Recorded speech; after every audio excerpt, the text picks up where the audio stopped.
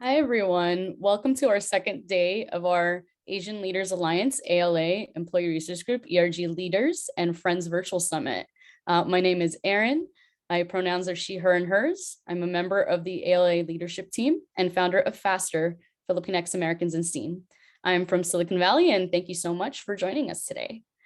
We hope that you all can spend time today with each other to learn, connect, and share your experiences and be inspired by our speakers and discussions.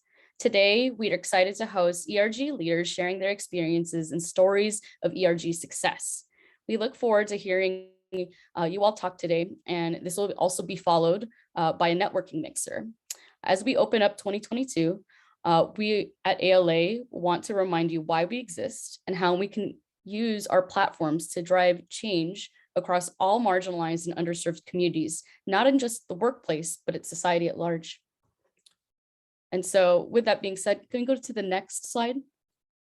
So there's our agenda for today. And just to give a brief overview and our vision statement. Next slide, please. We are a coalition of over 250 plus Asian Pacific Islander ERGs focused on driving equity and social causes for the Pan-Asian community around the world. Can you get to the next slide, please?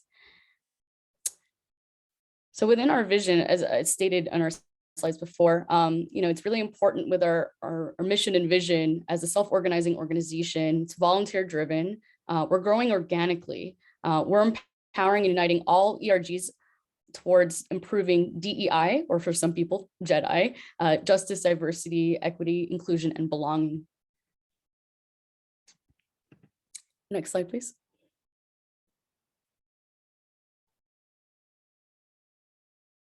And this is just a sampling of all of the different ERGs within ALA. There's 250 of them. I think we couldn't fit all of them into the slide, and one of our interns designed this. And we hope that if you are new to ALA or the employee resource group space, that you start one at your company and that you have a support network in space for you. ALA leverages our collective and extensive resources, our collective knowledge to really drive our community forward and allies. We have so much work that we've done around social impact, DEI education, knowledge sharing, and best practices. We want to continue that. And we also want to note, outside of ALA, we're not just involved, at our companies, we're making change, in the broader Asian American and Pacific Islander community as well. We encourage folks to always give back. Next slide, please. And now, briefly, I'd like to recognize 3 employee resource group or ERG leaders who I know are all personally amazing Asian American women, in professional development. These leaders are Angela Fong from EY, Linda Lin, who's Director of Customer Success at Gong. I know she couldn't join us today. Angela, I forgot to mention, is also the part of Ascend Leadership, was also at EY, and she'll be sharing her story of success at EY. And Manish Schweigert, who I know personally before her days at PayPal, who's a part of PayPal as a Senior Product Manager. And with that being said, transition to the next slide. Angela, do you want to speak now? Sure. Thanks a lot, Erin. Number one, I'm really honored to be here. Thank you to ALA in general, just for being here for the past, 5-6+ years and doing what you guys are doing, totally volunteer, probably no recognition or anything, but hopefully you're so passionate about it, and knowing that your workshops and everything are successful, I hope that carries you through to continue your work. So thank you again for the invitation and this honor. And again, this is around Lunar New Year time again, where ALA is having something important to talk about. And my story is about what sparked me into action after attending an ALA call to action emergency meeting last year. But real quick, I just wanted to say that this story that I'm about to share is probably the most impactful thing I've done in my life. I mean, at first I thought it was the most impactful thing I had done at Ernst & Young over my 21-year career with EY in D&I. Well, I was part of it, but as I think about it more, it's probably one of the biggest things I've ever done in my life that I'm happy about. So just real quick background info. I was formerly with Ernst & Young's IT department for 21 years in San Francisco. I also led their Pan-Asian group for about 8 to 10 years in San Francisco, co-leading with leading cultural activities, networking, professional development, and our annual Pan-Asian panel event that we had in May in honor of Asian Heritage Month in May. So anyway, so here's my story. So last year in February, ALA had an email that said, emergency call to action. That was when the Oakland and San Francisco Asian seniors were being attacked, and actually, unfortunately, the San Francisco senior was murdered in that incident. So ALA had a emergency meeting, a virtual meeting on Zoom, or I don't know, Jimmy, we probably had about 180 to 200 people attending, not sure, I can't remember, but at least 50 ERG representatives from Fortune 100 companies in the Bay Area. And that alone was an testament of how strong ALA and how strong those bonds are and still need to continue going forward. But basically, the call to action was a discussion about the need for allyship and what we could do about it, right, in our respective companies. I mean, we were either ERG leaders, maybe we're just an ERG member, but we all have a voice. And so the meeting, I think, was about an hour and a half. We had discussion, we had small group breakouts, and then we reconvened together. And then even though the meeting was over, I was so actually I was enraged about everything that was going on, the anti-Asian sentiment, the rhetoric, the everything, violence. So many of us continued talking and probably were on there for about 2.5 hours. So I was so riled up that night that this is the night before Lunar New Year of last year. I wrote an email to my Pan-Asian leadership, my executive sponsors, and Latino executive sponsors, and the Black professional executive sponsors, and some of the HR people I knew. And again, don't forget, because of my journey with 21 years in IT, I knew a lot of people. Not only that, I knew people because I was leading our Pan-Asian ERG for 8 to 10 plus years. I also led our French-speaking group for 4 years. So I like engaging and doing things. So I wrote a tactful ERG email to these executive sponsors and said, hey, I just attended this meeting with about 180 to 200 plus attendees with Fortune 100 ERG leaders from the Bay Area. We need to do something about this. Ernst & Young that I knew of, hadn't talked about it since, I think Trump had started saying Asian virus and Chinese flu, Kung flu, things like this in February of 2020, or I don't know, I can't remember. But anyway, it had almost been 1 year of that. And on the D&I front, I hadn't seen anything in emails or LinkedIn or anywhere. And so I wrote an email, and luckily 2 of my colleagues from my Pan-Asian ERG were on the ALA call that night as well. So of course I CC'd them and said, hey, I just attended this meeting. There are all these ERG leaders on it, and we need to do something about it. Can we have a panel event? Can we do something? And so from that email, where I also included not only the executive sponsors, but some HR contacts, America's D&I got involved too. So we had a couple conference calls, about the situation as it stands and what can we do? And actually I had forgotten, we already had a Pan-Asian panel event the year prior, which was around July 2020 or so.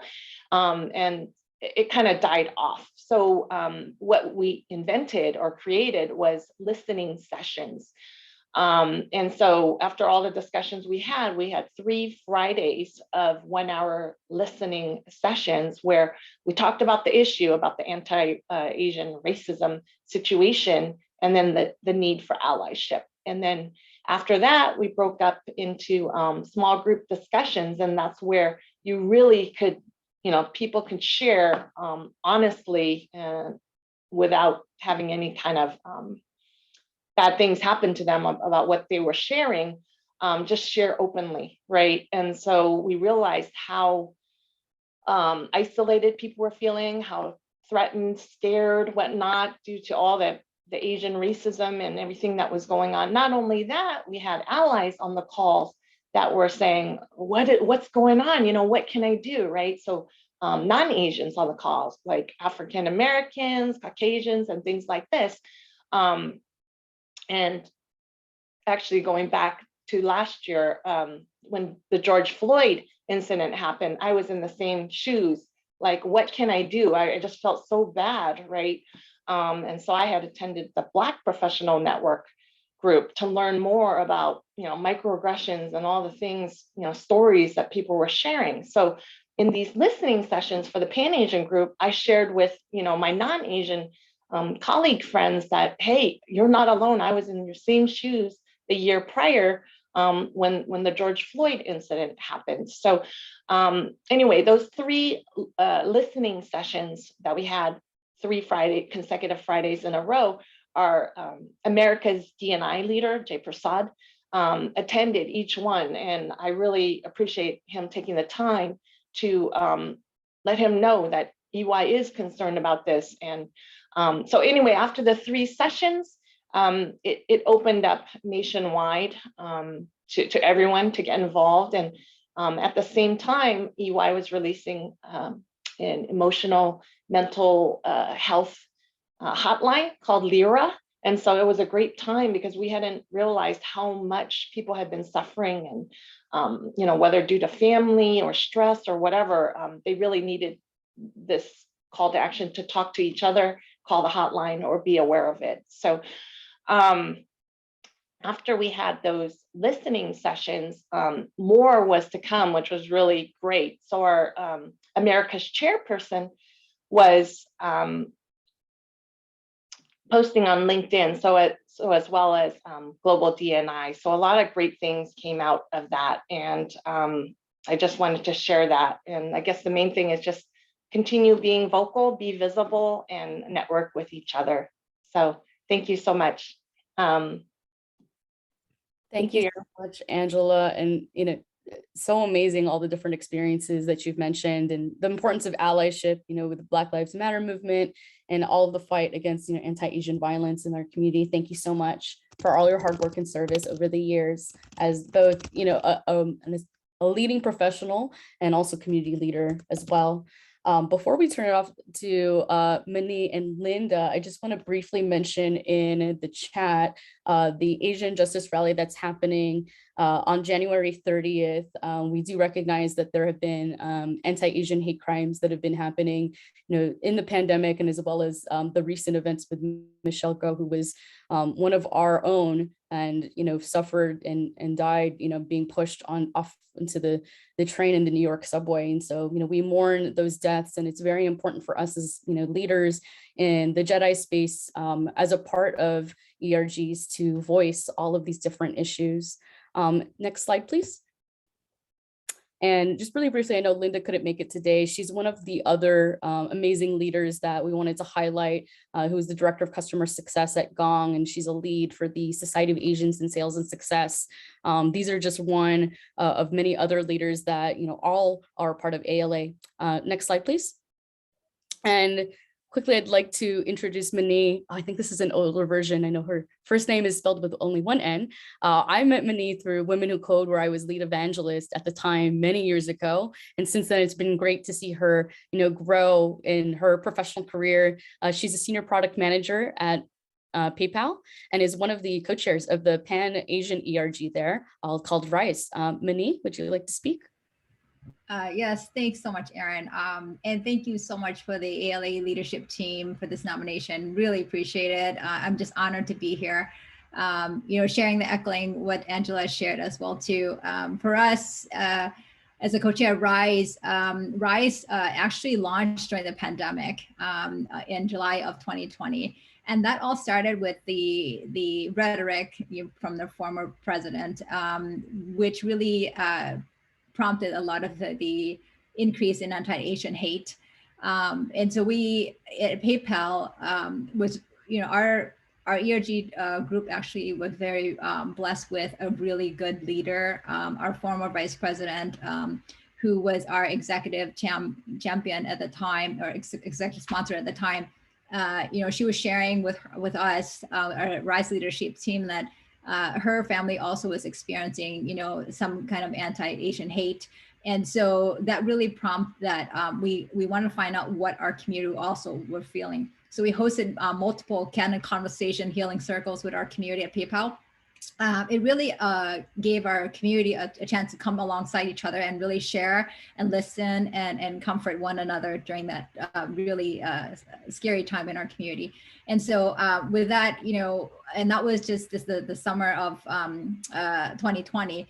And then, of course, the rhetoric keeps growing and growing, and more anti-Asian hate, events happen. And so last year, at the beginning of 2021, really with the increase in the hate crime against our elders, it was really just hitting me home, because I saw some of those elders that were being attacked were, similar to my parents. And if my parents were alive, I would be just really as scared as anyone that, whose parents have gone through that. And so it really prompted me to do something about it within my company.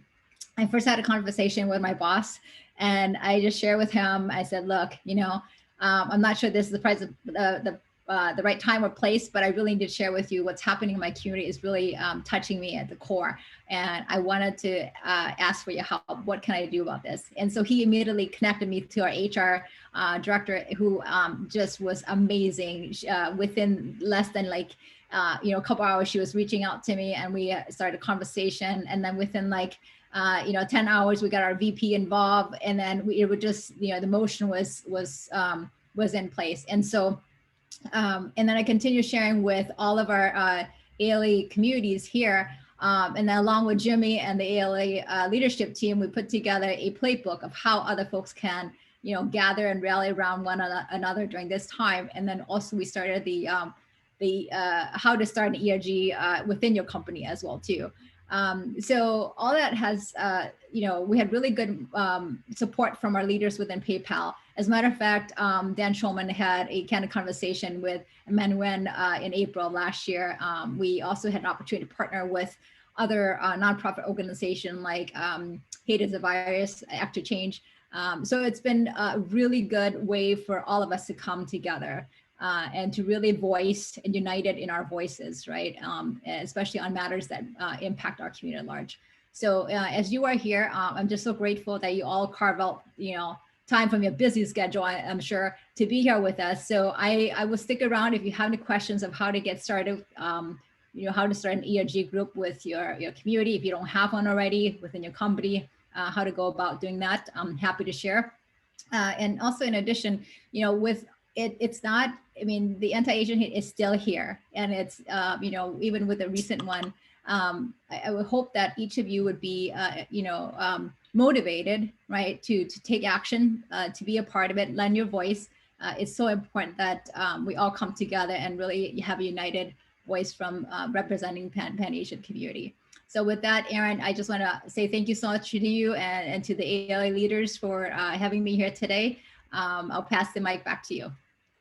Thank you so much, Monique. And the one last thing I'll just mention, I know we're a little bit cutting in overtime. Before I introduce our amazing ALA founder, a lot of us have been working actively on the things that Monique had mentioned: starter guides, playbooks for ERGs, contributing by working with several partner organizations, philanthropic organizations to serve the community, rallies, live streams, bystander intervention training, workshops, youth summits. There's so much that we're doing as a part of ALA and our leadership team, and then you all as members within your ERGs and bringing it out into community. So we thank you for that. And now I'd like to introduce Jimmy Hua, who's the founder of ALA. Jimmy.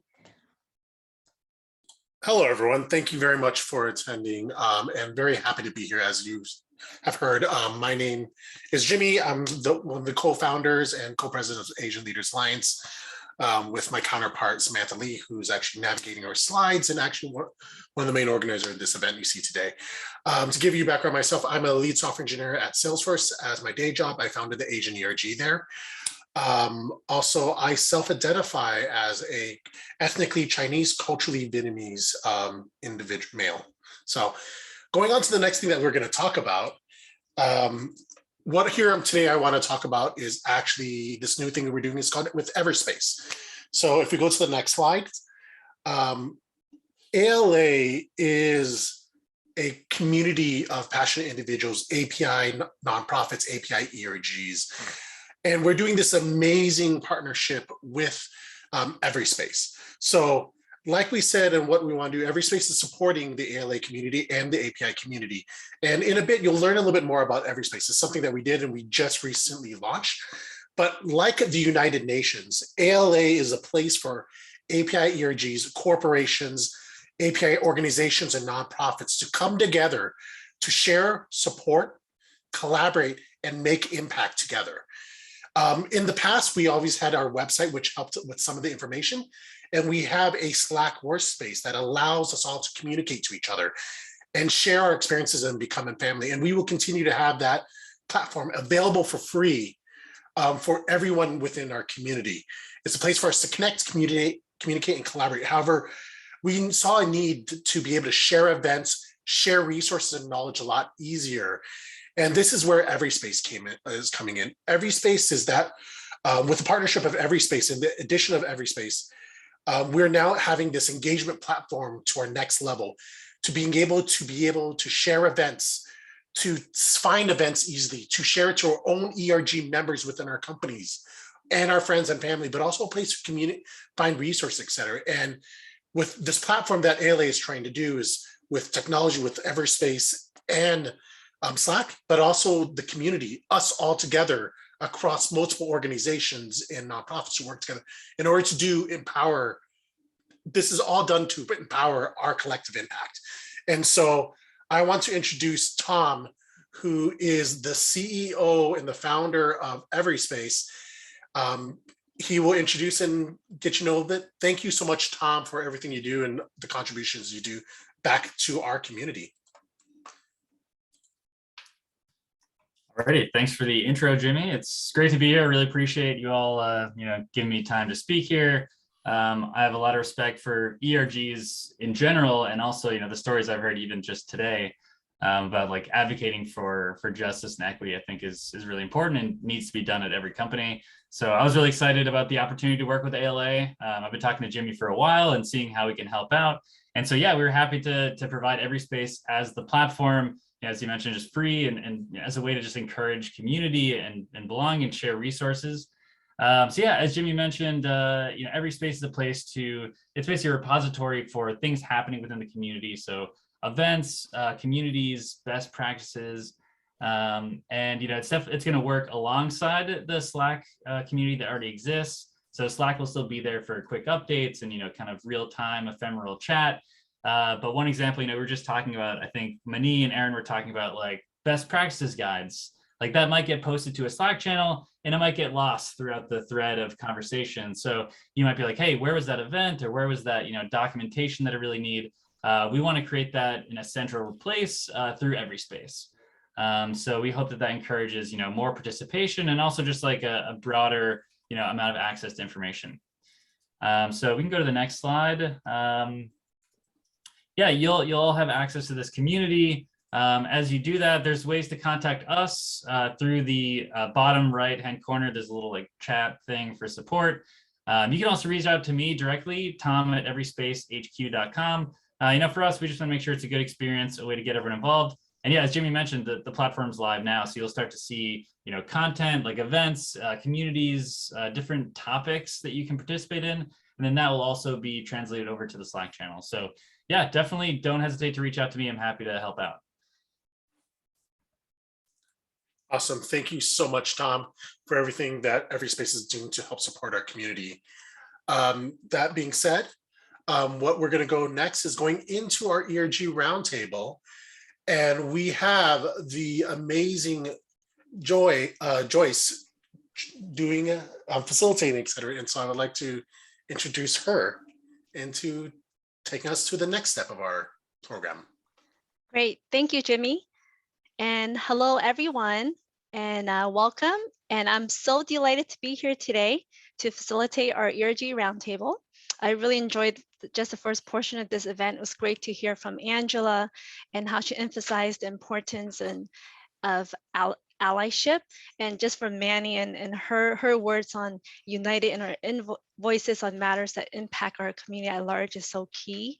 And Jimmy, I always enjoy hearing more about ALA and how you're connecting your communities together. And Tom, just learned something new about every space community and events. So that's wonderful. So just a little bit about myself. I lead the corporate accounting team at Autodesk. That's my day job. In addition, I also lead the Finance, Diversity, and Belonging Committee at Autodesk, and we focus on hiring and recruiting, as well as training and growth and development. We also host a number of professional development events. So which is why I'm super excited to learn from our distinguished panel of speakers here today. So I'll go ahead and introduce each of the panel speakers. We also have a slide to share some of the great events that they've held in the last year. So first panel, I'm delighted to invite Alaric Chin to introduce himself and share a bit about ACON. Thanks, Joyce. Alaric here. It's really nice to see everyone. Thank you so much for having me. So I am a product marketer at Confluent, which is a tech company based in the Bay Area. In my free time, I'm actually also a lead for Asians at Confluent, which is also known as ACON. So my colleague and I founded ACON remotely in May of 2020. It was just two people with sort of this dream to bring people together, build some connection, and help people feel like they belonged right after COVID hit pretty hard, and right after everyone's community sort of disseminated into, a remote sort of existence. And so we went from two people trying to bring some people together to share stories to about a year and a half later, we're at 450 members, about 1 in 4 employees, a member of the Asians at Confluent ERG. And we've revolved around 4 pillars, which form the bulk of our mission. So we want to do 4 things. The first is to teach people about our culture and educate our allies on how to be the most supportive allies they can be. Right? We want to give back to our local communities and help out those who are less fortunate using our privileged position as folks who are working in tech. Right? We want to help create a platform for people at our organization to develop professionally and become the leaders of tomorrow at Confluent. And finally, what is an ERG without some fun and connectivity? And so I can talk about a couple things that we've done, across these 4 pillars. On the first one, we've created a Humans of ACON sort of series, for instance, where we feature 1 a week or twice a week, people who are members of our community, just telling their story, sharing it broadly with the company so that everyone can understand. We're also heavily involved in partnering with community organizations to provide training, for example, bystander intervention training or other forms of training to teach both allies and members of our community how to support each other in times of need. Right. From a community and social impact standpoint, we do a lot of donation drives and fundraisers. Most recently, we've actually been volunteering at Lower East Side Prep in New York City, which is a trilingual continuation high school for folks who have English as a second language, whose primary language is Spanish or Chinese. And so it's been really interesting to get a chance to sort of work through the intersectional nature of teaching a lot of different types of kids with different backgrounds.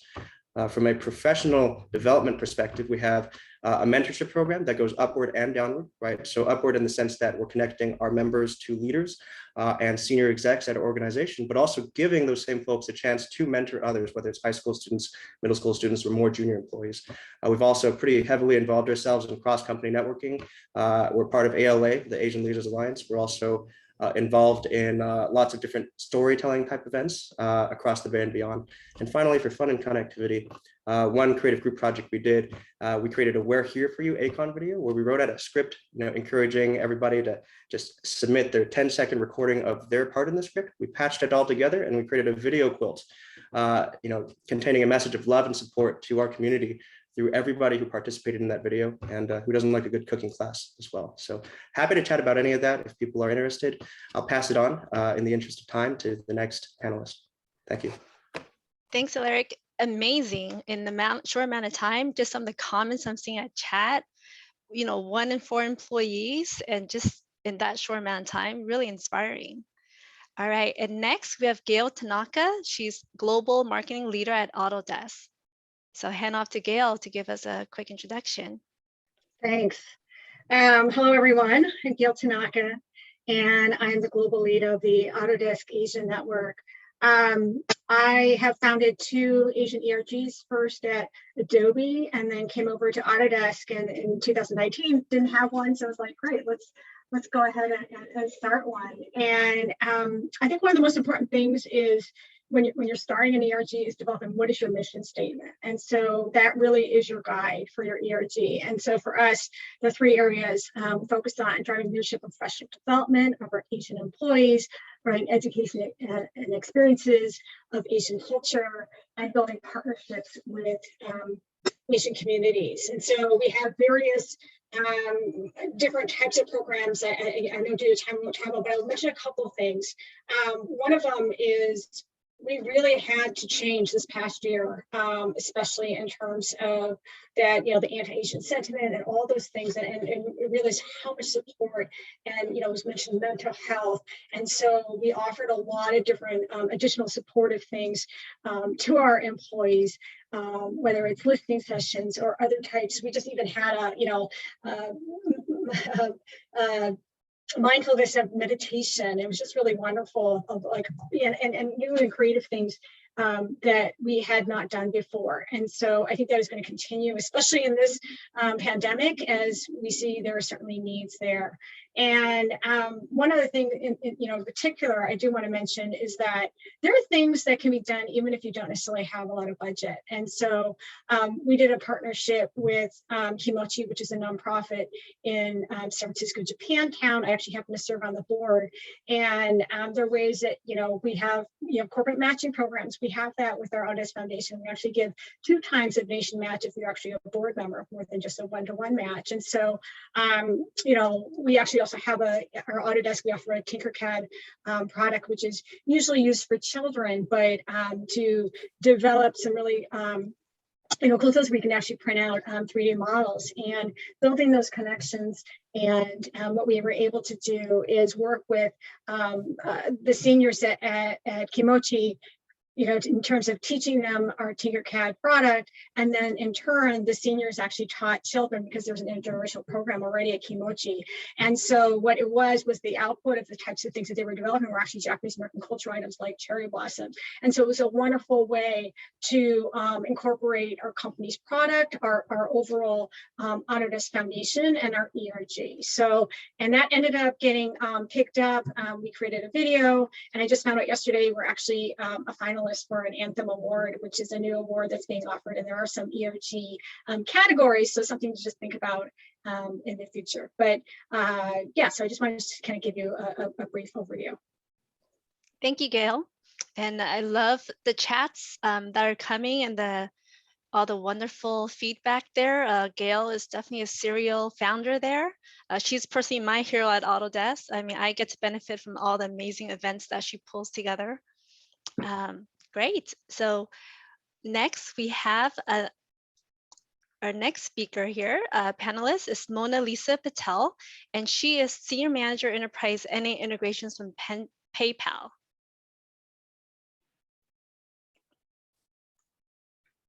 Hey guys, Mona Lisa here. So besides the day job that Joyce introduced me as, when I'm not a strategic enterprise merchant, as supporting strategic enterprise merchants, I'm leading the global co-chair for the RISE ERG across PayPal.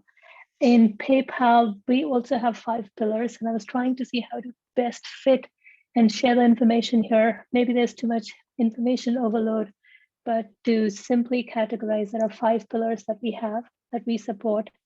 One of them is awareness and culture, where we bring about celebration of different cultures across Pan-Asia. We have, and educating folks about all the different cultural activities that we have, or festivals that we have going, or things that may be happening in community. Second is a talent development, where we had speaker series or mentoring sponsorship programs, bringing in workshops and so forth.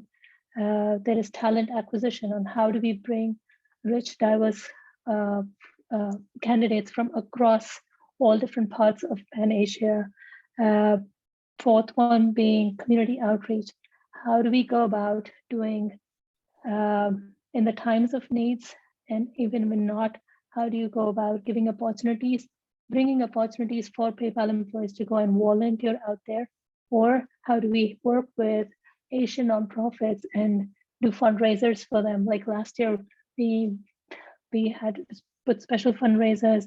We were able to like benefit multiple nonprofits, not just here in US, but also across other Asian countries where there was need at that point. PayPal being global, that is one good part, that even though we launched during pandemic, just like other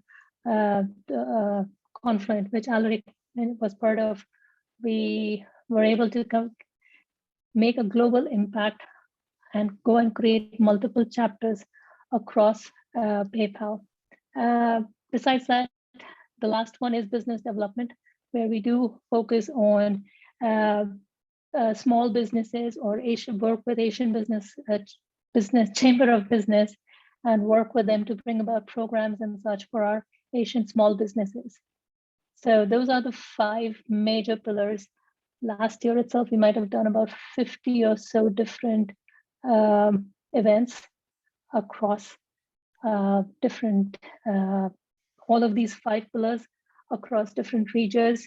Maybe it was Bites of Asia in Asia, where our Asian chapters, India, Manila, Shanghai, came together and shared, all their employees shared all the dishes they were making, or different ways on how we collaborate together. So with that, very proud to be part of RISE. If there's any question, information that I can share about RISE, would be happy to. I'll pass it on next. Thank you, Mona. Thank you, Mona Lisa. Wow. I'm just so impressed with all the events that you and the other ERG leaders have held, and another pandemic ERG that started. And with next, last but not least, I'd like to welcome our 4th panelist, Leslie Shih. He is CFO from Americas from Russell Reynolds. Hi, good afternoon, everyone. Thank you all for the invitation. I'm probably the youngest ERG in the group here, less than a year old. As you can see, we just founded March last year and had our kickoff in April 2021. A little bit of background first. Russell Reynolds is one of the top 5 global executive search firm. So we help many Fortune 500 companies to appoint their first ever chief diversity officer, for instance. PayPal is also one of the clients of ours. And we are a mid-sized company. We only have about 1,500 employees across 47 office cities. When we started, we only had about 40 members signing up. My latest counts were 92 and growing. When we launched, we were launched together with other inclusion networks such as Hispanic and Black Americans. And it's a very humble journey, I would say. We start to figure out what is our mission, why do we even exist? So we did a number of focus group and come up with this purpose statement. What we're gonna focus on. First, the leadership development of our Asian colleagues, right? And how can we be a workplace that would attract and retain those top talents? That we are not no voice, but we have a place to be heard. So we have 2 C-suite executive sponsors who can oversee all the different inclusion networks. I'm one of the 2 global co-chair. So on top of my day-to-day job, which is head of global real estate and CFO for Americas, this is probably the tougher one because I have no experience whatsoever. But I found Asian Leaders Alliance, and thank you. There are so many resources on the Slack, and I really encourage everyone to participate because the content there is so rich. Sometimes I don't know which to pick out of all these activities, and hopefully that now with a new platform we can even collaborate even further. So we organize the ERG across 3 pillars.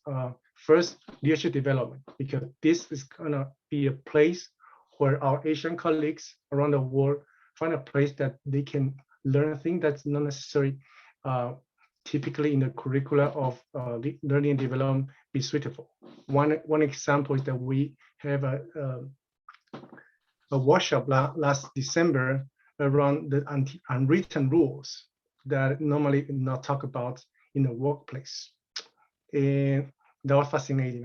Everyone who would join us say, this is a topic that we definitely need to dig deeper into that. We have a session 2 around that subject. The second pillar is culture.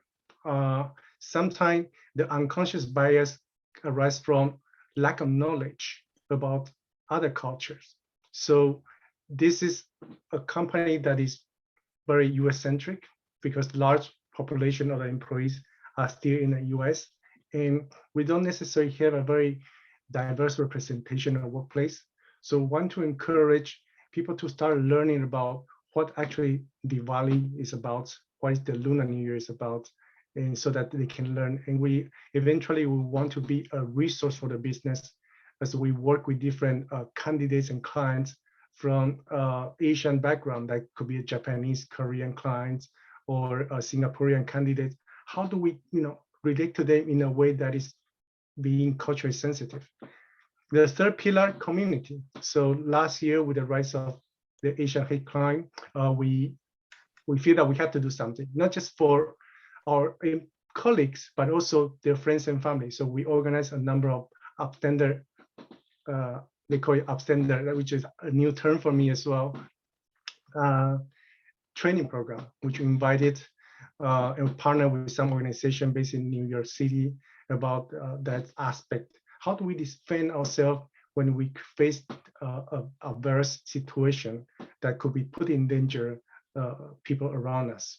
And we also conducted a serious talk about racial justice. This is more about giving space to our colleagues to talk about their Asian American experience and have that space for them to be heard. So that's in a nutshell what we've done in the last 12 months. And again, as I said earlier, I'm here to learn, and really I already saw a lot of things that we can pick and choose, and look forward to partners with more ERG in the future, thanks to ALA. Back to you, Joyce. Thank you, Leslie. Great to see how much you've accomplished and being the newest ERG in the group here.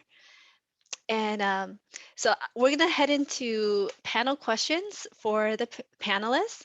And I do have some questions that I'll ask the panelists, but I do encourage participants to type in the chat any questions you might have, and I'm gonna do my best to monitor some of the questions as they come along. So feel free to put in questions. The first question I have for our panelists is, and I can see from the slide, I mean, just incredible volume and quality of events touching career development for our people and social community impact, and really just collaborating and connecting with people. It's wonderful. I am curious, what is the accomplishment that you're most proud of in the past year? So why don't we start with Leslie, since you're the last to go? Okay, LIFO, last in, first out. Okay. Yes. I get that. With any accountants will get that, yes. I would say that we clarify what is the purpose of ERG to begin with. Actually, that is a question that we struggle for a while at the beginning. What is the right position? And we are also achieve a certain level of brand recognition within the firm that this is a group that really care and that gives space for the Asian colleague. I think we still have a lot that we'd like to accomplish. So I say at least we took that first baby step. So people know what we do, who we are. But I have not achieved yet, or we have not achieved yet, a level of engagement that I would expect that only 1 out of 16, I would say, employees involved. And I'm sure that Asian colleagues in general, we are probably about 20% of the firm are Asian. So I want to get there where Akon, Alari, you got to share your secret. How do you get there in 1.5 years? But I think that how to achieve that higher level engagement, which I think is something that I'd like to look forward to. But back to you, Joyce. Thank you, Leslie. Yeah, engagement is just so key. All right. We'll go to Gail next. Yeah, I would say I agree in terms of engagement overall. I think it's really critical. For us at Autodesk, it was really shifting from an individual site mindset to a global engagement and developing strategies. One thing that Autodesk did a little over a year ago was all the executive sponsors are C-level, and so that was really exciting for us to have. And as part of that, really, we actually had to apply to be the global ERG lead. And so it created a lot of really interesting things. So really partnering with all, we have 7 ERGs. I meet with them on a weekly basis, and the conversations have changed considerably. But it also required that I actually had to build a global board. So they're not just site leads and site boards, but globally, and really coming together. And I think that before, in terms of what our employees in Asia were doing and what we're doing here as Asian Americans was very different. Now it's a lot more cohesive, and a lot of that I think is the structure. We had a lot of new people, so new people wanted to be involved and really getting up to speed. And so I do think that building a global strategy, executing off of globally, has really brought bonds together. And ironically, in this COVID environment, I think it's really, people wanted it and they wanted to be more engaged globally. So I think it was a big logistical challenge, but I think that, due to the volunteers, it was due to a lot of help. Great, thank you, Gail. And a question came in from Tish, which I think is very relevant in terms of, how have you been successful with sustaining active support and engagement from the C-level leadership within your organization? Do you want me to go ahead and? That'd be great, Gail. Yeah, I mean, I think the first thing is that just even having access is really critical. So, I didn't have to ask and just go through the admin. Like I have ongoing meetings. My executive sponsor is our CTO, and prior to that, it was our CMO. And just having ongoing conversations, and that are different. And the way I look at it as there are 2 types of things, so there's employee engagement, which I now, the sites can do more of just their employee engagement ongoing, where I like to focus with, C-level is really more about driving longer term change and kind of advocating. Obviously, we see this through Ascend's data, right, in terms of Asians in particular, and be able to career development and moving up. And so it's those kinds of conversations, also the conversations that we can have, and being part, of these different, I call them internal conversations, but it's really great because you do need that support. And at Autodesk, we have that in terms of diversity and belonging. It really is part of our culture. And so that's kind of the first step. And so, I would suggest, like I was saying earlier about like having things tie into the business and the impact, and having those types of conversations. So it's not like just you talking about your ERG in and of itself. When we meet with the other ERGs on a weekly basis, it's not about our own and what we're doing individually, it's how we can help the company overall. And so if you kind of take a step out of just your own ERG, of course, you're going to share what, the Asian perspective is, but to address the business goals and kind of keep in mind the bigger level picture of what the company's trying to do. Obviously, more diverse companies generate higher results, and so just kind of keep in mind those business goals. Yeah, and I agree. I mean, just having the leadership, sponsorship, and support, and just having the visibility is just so key to our success. Just kind of along the same lines, have any of you just worked with HR or your DEI groups or diversity, equity, inclusion groups and partnering with them? So why don't Mona Lisa, if you want to go first on that one? Sure, I can. So as Mani had also probably called out earlier, when we started the plan to start RISE or at least an Asian ERG. At that point, we didn't know the name RISE, but we knew that we wanted an Asian ERG. There were separate conversations happening in different groups and across different, like there were folks going to Ascent conference, there were folks from Lunar New Year committee who were trying to like having different conversations and trying to put together. It was the DIV team who actually got us all connected together and made RISE happen. So it was, and there has been a very big part of our DIV team in bringing us along, or at least providing us guidance. RISE is one of the newest ERG in PayPal. We started in pre-pandemic timeframe where we just all came together. We were supposed to have a big launch after, in fact, we did even a small launch in the 2020 Lunar New Year party that we had in person. That was February, so we all were in person there.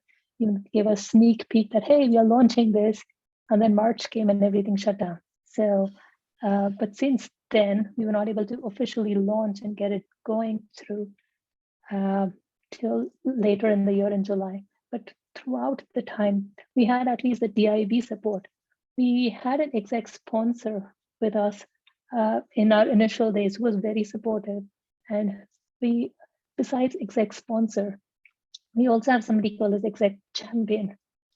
And she fought nail and tooth to like get us that championship so that at PayPal level, our RISE gets recognition across. So we worked closely with her. We worked closely with our HR partners, and DIV and HR partners work hand in hand, but we worked very closely with them to get us past, like getting us officially set, getting processes in place. Of course, we do have processes for programs and such that we come up with, share it with our exec sponsors, and a DIV comes on the budget aspects of things, or getting to know what ROIs we are getting, the way Gail called out before. What is the impact that we're trying to do together? We work very closely with DIV on that and put our events and things together across. Great, thank you, Mona Lisa. And this next question from Evangeline is also along the same lines. And so her note here, hello, all of this have been wonderful to hear. You all have accomplished so much and it's so inspiring. When it comes to adoption for the organization and executive sponsorship, have any of you faced challenges in even initially obtaining this? And was the route to obtain this unclear, or was there a defined way to engage it? And if it was unclear, how did you navigate? Joyce, I'm happy to take that one if that's all right. Yes, absolutely, Alaric. We're in a bit of an interesting situation where our company saw a lot of growth just from an employee perspective. We were at 500 employees about 2.5 years ago, and now we're a little over 2,000. We didn't have a proper DEI structure or ERG structure in place. In fact, we were the first affinity group to exist, and then the first ERG as well to exist. And so to answer a couple questions at once, the way that the DEI team helped us was that they actually came into existence after we did, but they were a conduit to share the learnings that we had to help stand up other ERGs representing other groups. And so that's point one there. Around executive sponsors, we had a lot of execs who were first-time sponsors. And so they didn't know exactly what great looked like when it came time to support and be an ally, right? And so what we did initially was a lot of education around like, here's what executive sponsors do when it comes to working with ERGs. Here's what you can do. You can be an amplifier, you can be a microphone, you can share our thinking and our thoughts to the whole company from your platform. But in addition, what we realized is there's a lot of learning that can come from actually talking to them and sharing and having them participate in talks with the community and in learning that way, because I can't tell you the number of times I've sat down with our exec sponsors and just shared some finding or some conversation I've had with someone, and for them to say, oh, wow, I had never thought about it that way. And just to share the impact of that from the beginning of when we first started ERG to now. At the beginning, a lot of the execs sort of thought, well, this is just, let us know how we can help. To a mindset shift 1.5 years down the line, where now the execs are saying, well, I don't feel like we're helping enough. Like, here are all the different ways that we should be helping. And for them to start from asking us what is our perspective on how they can act to a year and a half later down the line saying, well, here are ideas that we have just coming up that we've come up with on our own. I think that's sort of the transformation that we've had. I don't know if that answers the question, but just to share. Yeah, that's great. I love how you helped just the exec sponsors engage. And I do see that too. It's all kind of like manage up and manage, how you can get help. But I love how that's turned around for you, where now the exec sponsorship, they're just fully engaged. And another interesting question, a follow-on question actually to Mona Lisa, and this came from Keith. How have you distinguished the expectations between the exec sponsor versus exec champion at PayPal? It's my first time hearing the champion versus sponsorship as well from exec level. So exec sponsor is who we actually end up meeting day to day, not day to day, but at least on monthly level and such, where we engage them and getting guidance on where do we get from leadership perspective. Generally, exec champions are VP, senior VP kind of folks within our company who do help us within orgs across and such, where we can get support from them. Exec champion is somebody who directly reports into our CEO. And he comes into picture who makes sure this is not just our exec sponsors try to get us help, of course, across different organizations, sub-organizations within, but from our champion level, he comes in and helps across PayPal, ensuring that we have visibility, anything that he needs to bring it up to the CEO level or all of his level, we are able to get information and support from everyone else. If we need to get, like last year when Asian hate crimes were happening, to get the company statement out, or if we want to go out and make some major donations or major something at PayPal level, if you need to get done, exec sponsors definitely help, but it's easier to work with our champion to make it happen in external facing statements or any of that easily through him. Although, to be very fair, exec champion for us came in very late as well. Our exec sponsors actually helped us a lot last year because we didn't have a champion. But this would be the distinction. So we all had to step up last year. Like Money called out earlier, we had to speak to managers and folks to get us those contacts into, hey, this is impacting us. What do we do now? Where do we get information? How even our exec sponsors were able to get us information. There was some fluidity there happening, also some role changes, but this would be the difference. Sponsor helps us in day-to-day or program level, what's happening, what's not. Champion is helping us at PayPal level. Okay, great. Thank you for sharing that difference, especially the champion. I hear the sponsor a lot more just commonly used. Yeah. Great. Thank you, Mona Lisa. And Yes, if I can add just one more to that, is also the importance of the champion is that, especially when you're a new ERG community within your company, they will help spread the word down to their directives and get the words out so that you can have more visibility within the company. I know for us that has been really helpful. So leverage your executive sponsors and champions. Great. Thank you for sharing that. Yeah, I really appreciate that, Manny.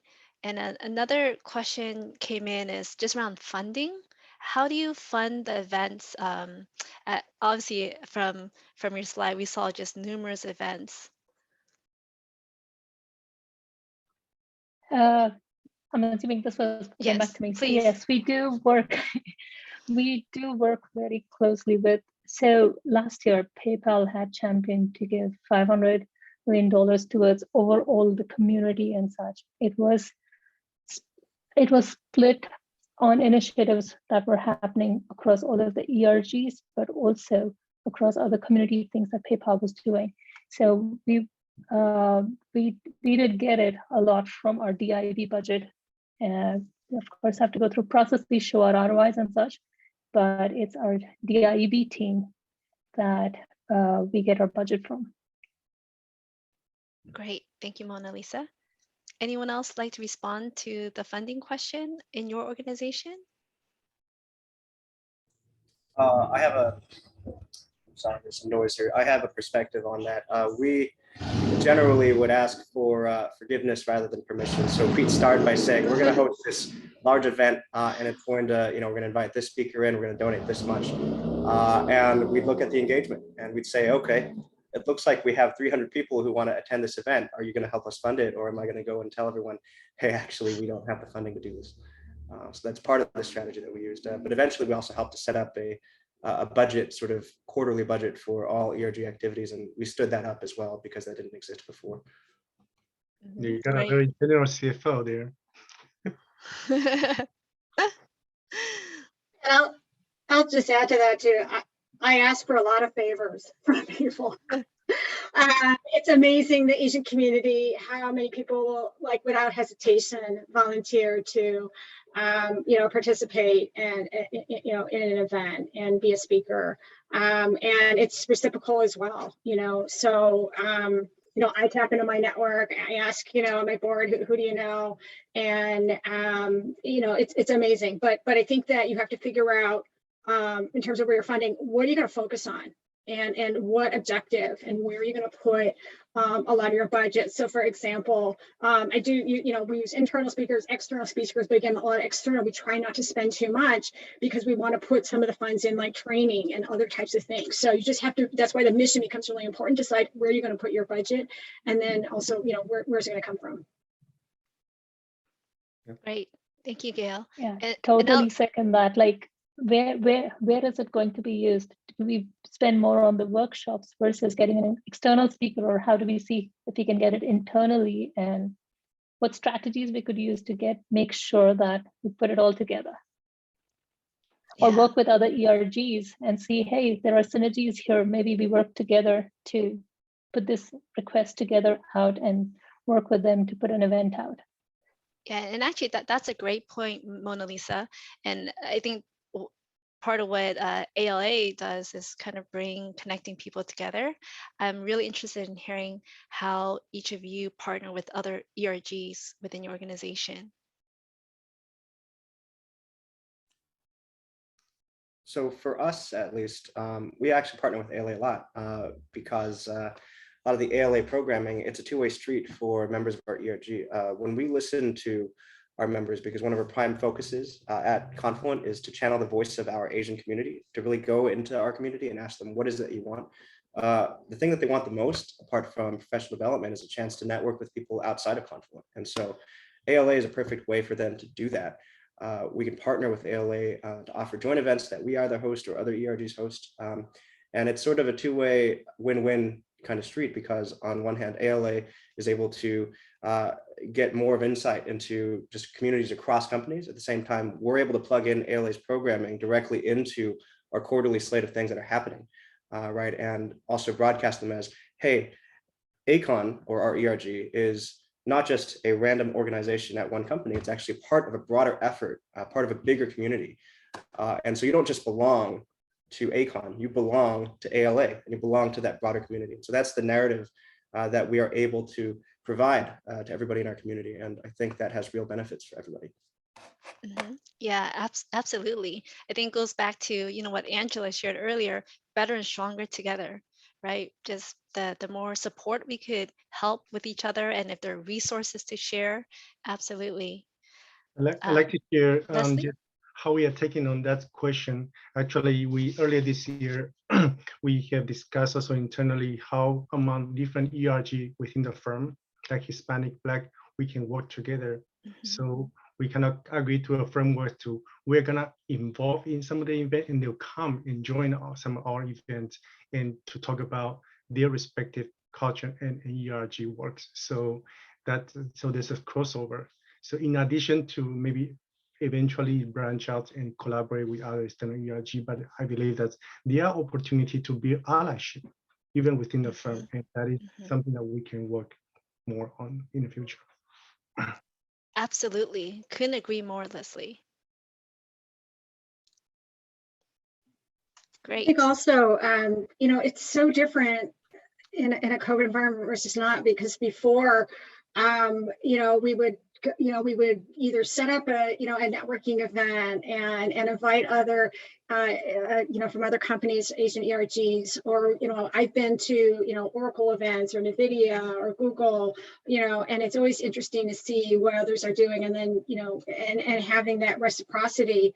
I think one thing that comes into play sometimes on some of those things is budget of what can be paid for, because I remember there were certain times you're having conversations of, oh, if we're going to do this leadership, who are we going to invite? Are we going to invite, and it ends up sometimes being a budget issue too. But obviously in this, in a virtual environment, it's not an issue, but usually like we have zero budget for food now. So that's one wonderful thing now, is that we don't have to worry about those kinds of things, but or sometimes like pitching in and coming to agreement. So we'll invite ERGs from others, other companies, and then they'll do the same, that reciprocity, which is just wonderful to just meet others and see how they manage their events. And there's just been so amazing things that a lot of companies are doing.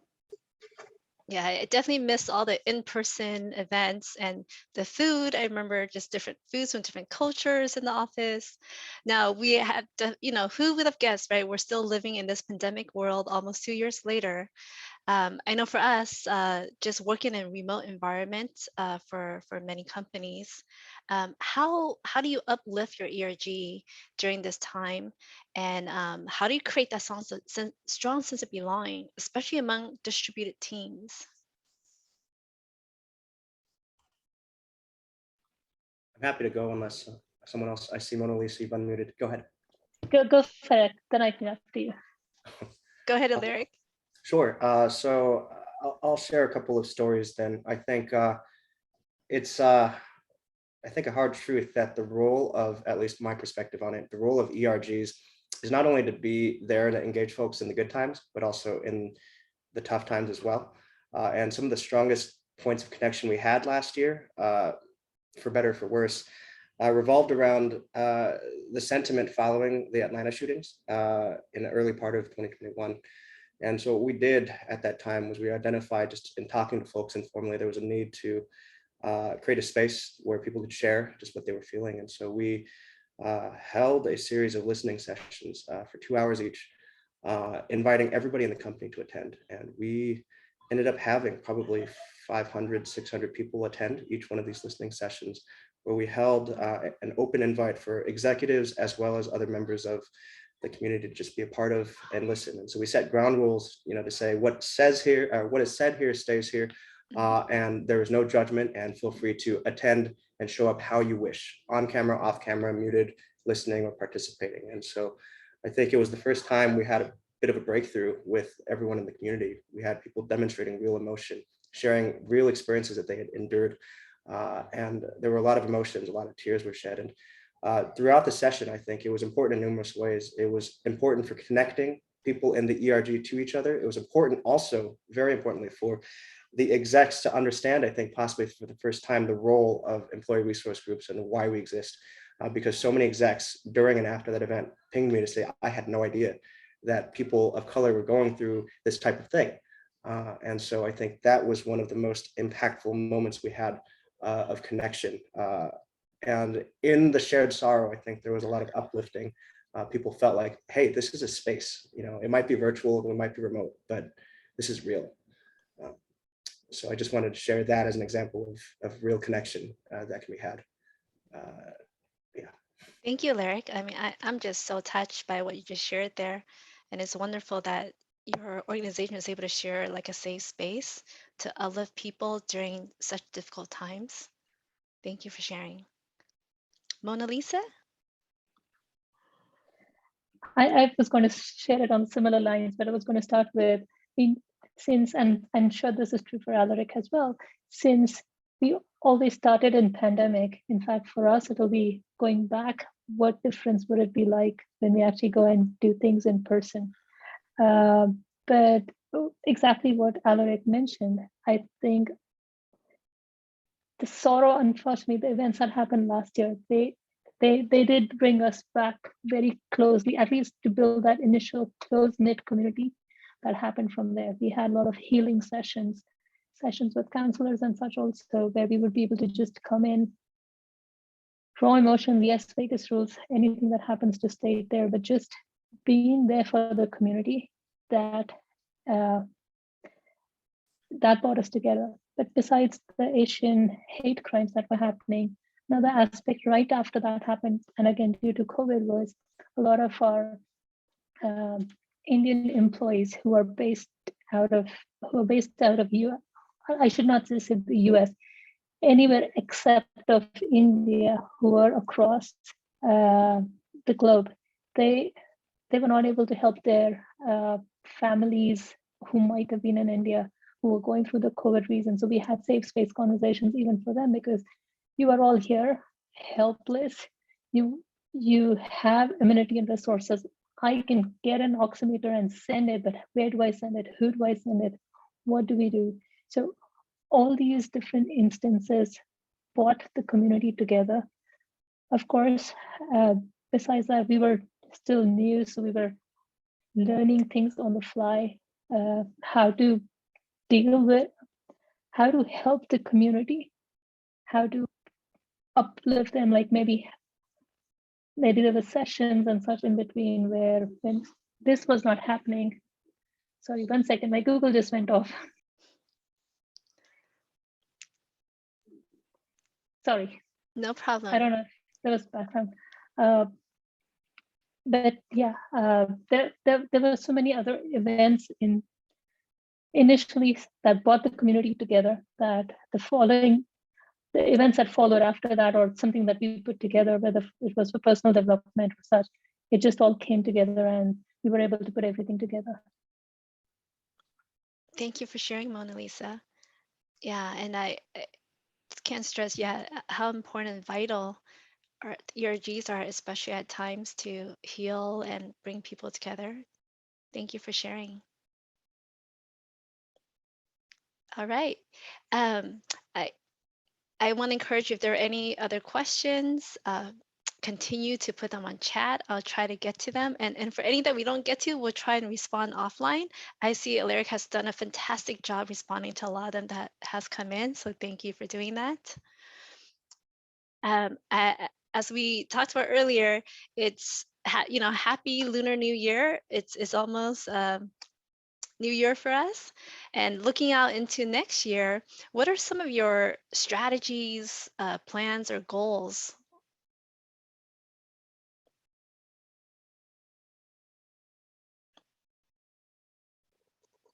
Would anyone, Mona Lisa, would you like to share? Sure, I'll at least start off, and I'm sure folks will pick up from me. So we did a lot of programs last year. We were new. We were all excited. We had a lot of folks who we had ideas, and we were just putting it all together and just having events. This year, we are planning to get a little more strategic about it and have even focus areas.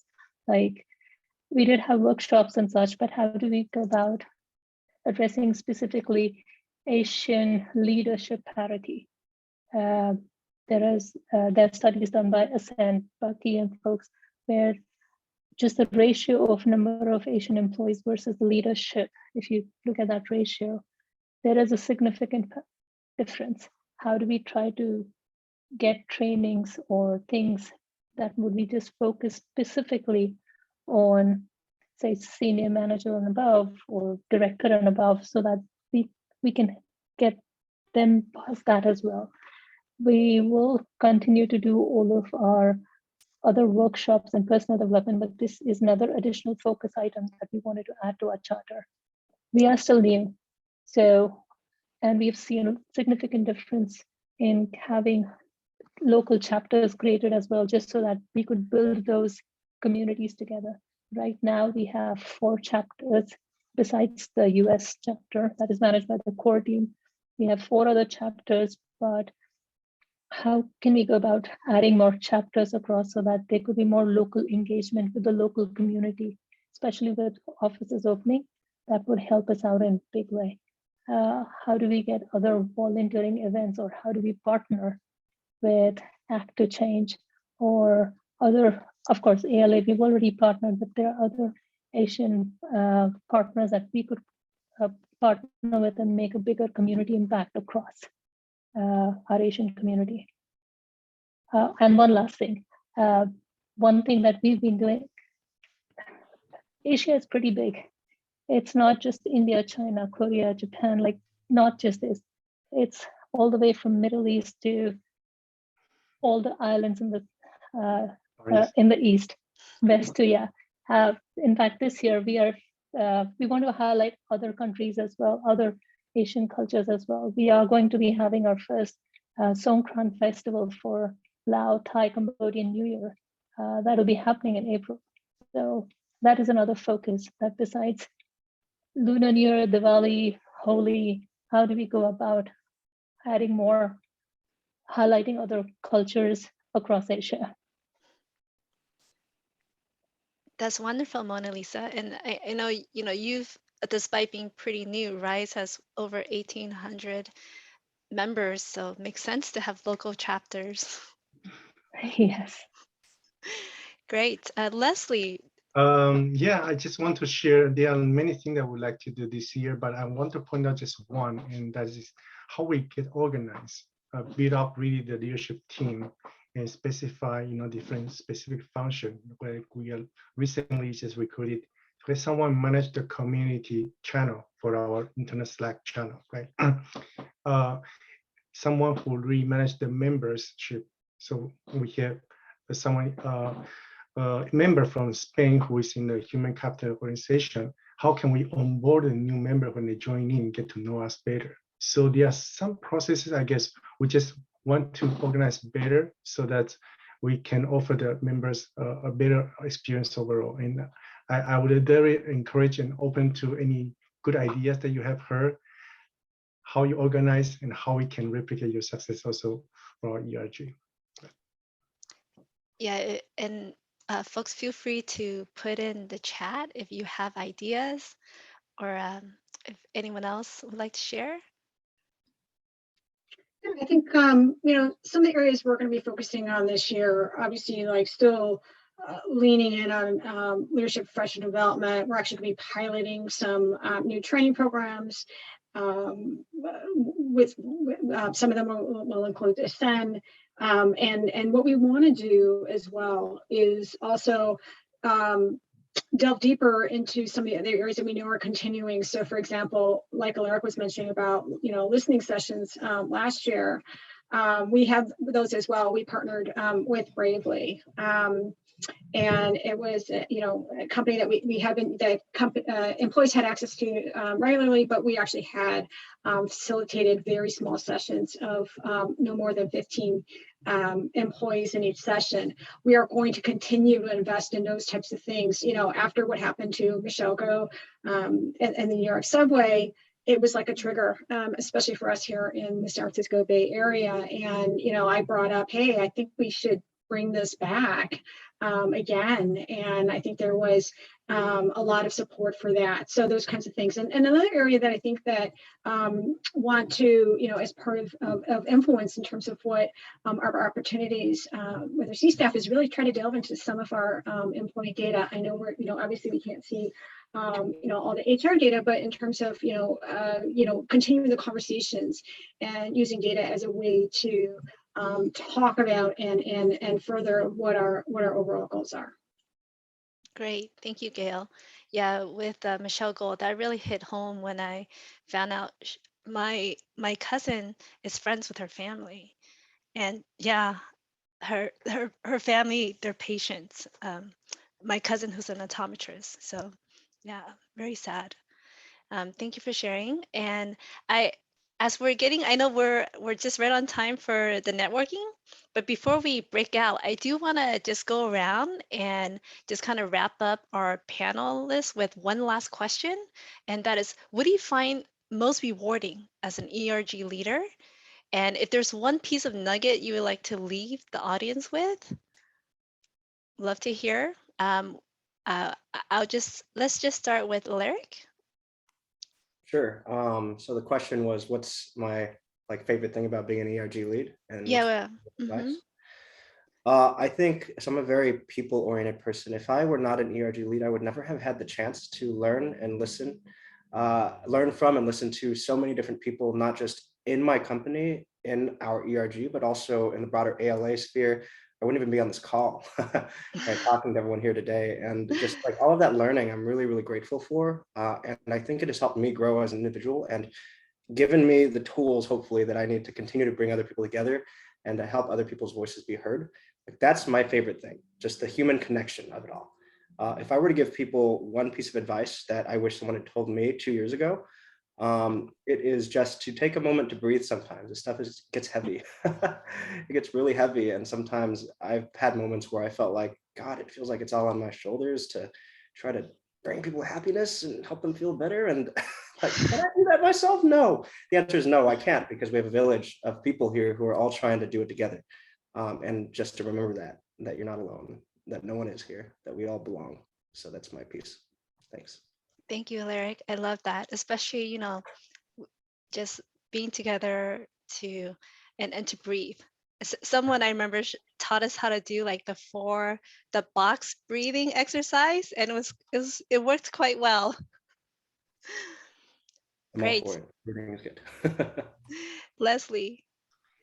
Yeah, one of the key benefit to me getting involved in ERG is you get to know people that normally you don't get to meet them, and not just in the firm, but also other ERG leaders. So great people here, LA, also in Ascend, in NAAP.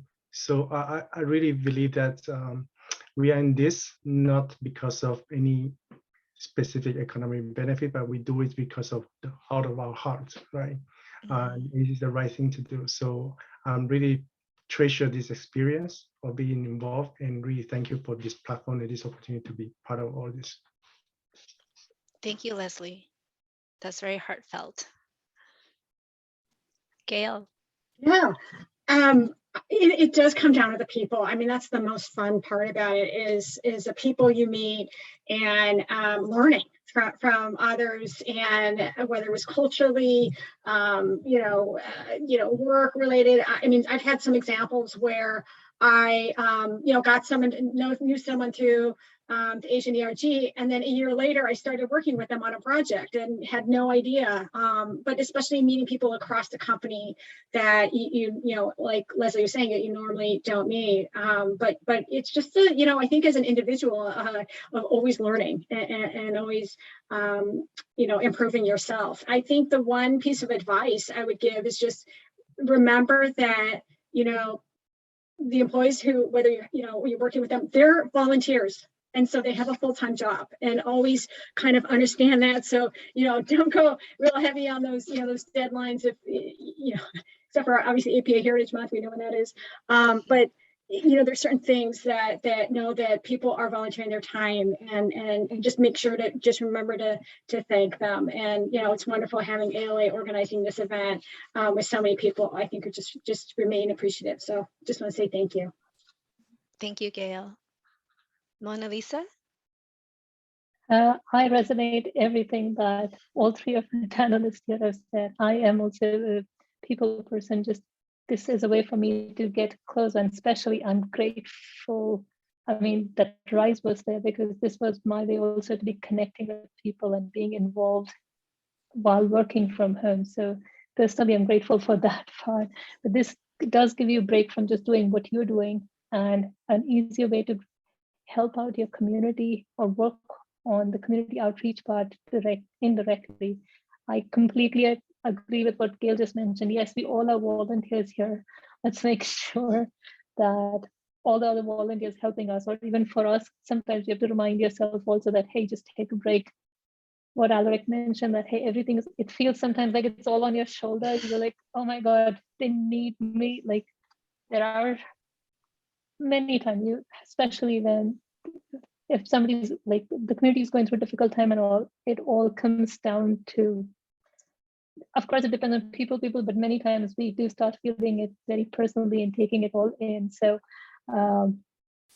it makes you more human, I feel. So I definitely would say that, hey, if you have a chance, go try becoming a lead. I mean, if this position's open, yes, please take up this position, help your ERG. This is one of the best ways to work closer with people, not just our community, Asian community, but also with ERGs, with other ERGs within the company, but then also across other ERGs. Like here, this is the best forum, ALA, where you get to meet everybody all together and hear and see what each other's doing. The ALA is there to help you even plan for things or provide resources needed to share it back with the community. So that's it. Thank you, Mona Lisa. I am just so inspired by all of your personal stories and just the impact you're making. And it's just such a short amount of time. And I mean, I'm truly inspired and have come away with just such great ideas to bring back to my organization. And I hope many of you who are online here also feel the same. So thank you. Thank you, Gail, Mona Lisa, Leslie, and Alaric for spending the time with us and sharing your stories.